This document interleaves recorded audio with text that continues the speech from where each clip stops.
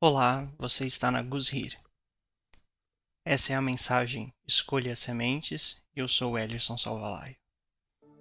Naquele mesmo dia, saiu Jesus de casa e assentou-se à beira-mar.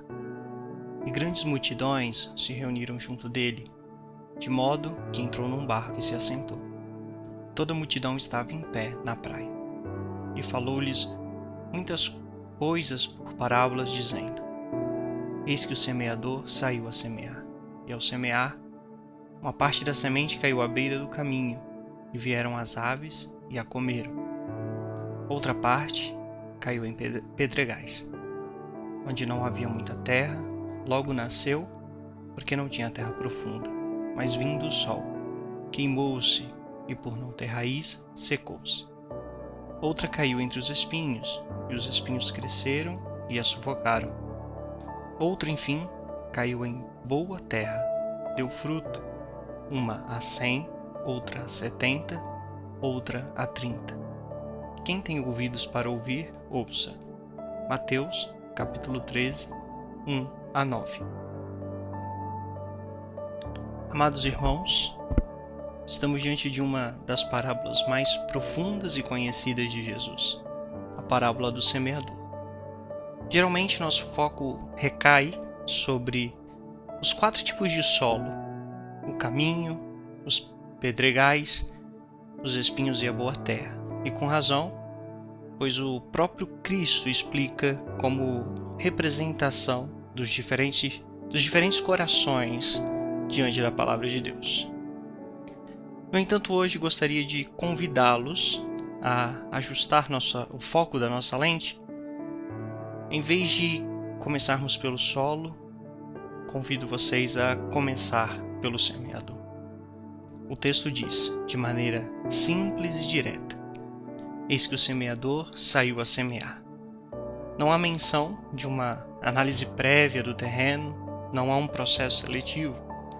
Há apenas um homem com um saco de sementes realizando a sua missão: semear.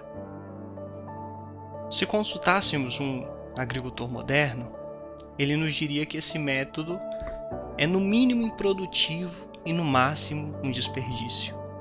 A lógica agronômica diz: prepare o solo, analise-o, corrija a acidez, adube, limpe e depois plante. Mas aqui o mestre inverte a lógica.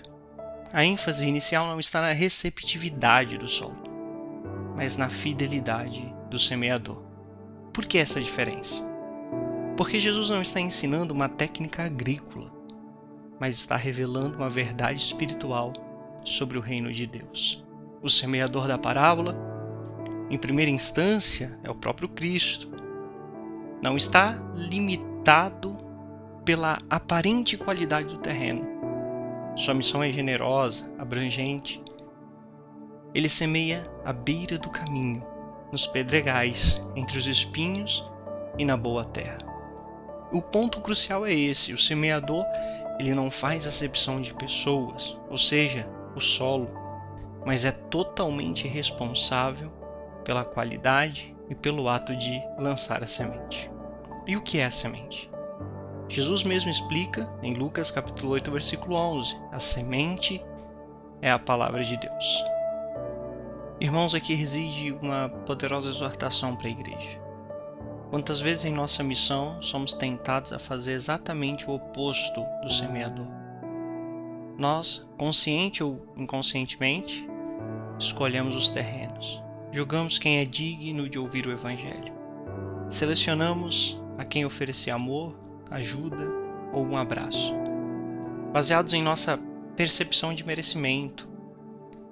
Nos afastamos dos corações pedregosos ou dos espinhosos, daqueles que consideramos difíceis, impuros, improdutivos. Mas olhemos para o nosso Mestre. Ele, o semeador por excelência, nunca praticou essa seletividade. Ele não rejeitou a mulher pecadora em Simão. Ele a amou e a perdoou. Em Marcos capítulo 10, ele não ignorou o clamor do cego Bartimeu. Ele parou e o restaurou. Em Lucas 17, Ele não sentiu nojo dos 10 leprosos. Olhou para eles e os curou. Ele não evitou o toque da mulher com fluxo de sangue, considerado impuro. Ele sentiu sair poder de si e declarou que ela estava curada e salva. Jesus não semeia com base no potencial do terreno. Ele semeia com base na natureza da semente, que é a palavra viva, transformadora, cheia de graça, o evangelho que ele nos ensinou. A mulher samaritana, Zaqueu, o ladrão da cruz, todos esses eram terrenos improváveis que receberam a mesma semente preciosa. Portanto, qual deve ser nossa postura como discípulos e semeadores nesse mundo? Primeiro, invista na qualidade da semente. Nosso primeiro cuidado deve ser como o que carregamos em nosso bordão. Carregue a palavra, conheça a palavra, ame-a, vive-a. A semente que levamos é pura. Ela deve ser a verdade do Evangelho de Cristo. Não uma mensagem diluída, adaptada ao gosto do público, mas o Evangelho puro e simples. Segundo, semeie generosamente sem discriminação. Não podemos prever qual coração, qual momento será preparado por Deus para ser a terra boa. A nossa parte é semear. No escritório, na família, no café, no contato com o diferente, semeie. Lance a semente da bondade, da verdade, do testemunho, das boas práticas. A semente da palavra, seja uma palavra de encorajamento ou de confronto, mas semeie generosamente, sem discriminação. Terceira postura que nós devemos ter é se livrar da ansiedade pelos resultados. O crescimento não é nossa responsabilidade. Como Paulo afirma em 1 Coríntios capítulo 3, versículo 6, eu plantei, Apolo regou, mas o crescimento veio de Deus. O nosso chamado é a fidelidade, não a produtividade. Algumas sementes serão devoradas, outras murcharão, outras serão sufocadas, mas algumas, pela graça de Deus, cairão na boa terra e produzirão fruto, como diz o texto, uma 100, outra 70 e outra 30. Mas uma postura que nós devemos ter é veja cada pessoa como um campo missionário, como um campo que precisa ser semeado. Todo ser humano é um terreno onde a semente do reino pode ser lançada.